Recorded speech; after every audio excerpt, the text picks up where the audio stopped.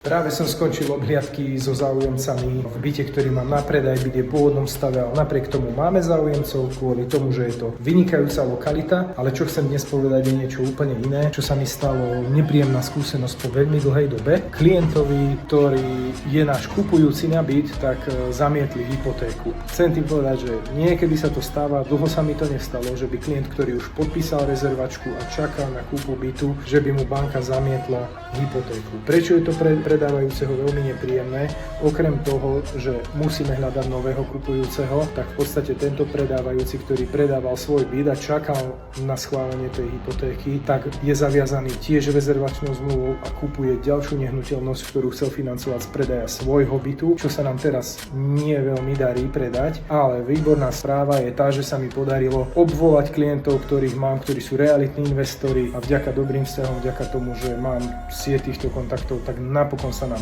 podarí vykúpiť byt, keďže rezervačku máme len do konca marca, museli sme konať hneď a v podstate bez obhliadky, bez čokoľvek, iba vzhľadom na to, že vieme pôdorys bytu, adresu a tak ďalej, tak máme investora, ktorý tento byt vykúpi. Čiže to som chcel povedať, dávajte si veľký pozor, ak podpíšete rezervačnú zmluvu, aj keď je prijatá rezervačná záloha, ešte nie je isté, že ten byt predáte a nekupujte už niečo nové alebo neuvažujte, ako miniete tie peniaze, pokiaľ ešte ich nemáte na účte.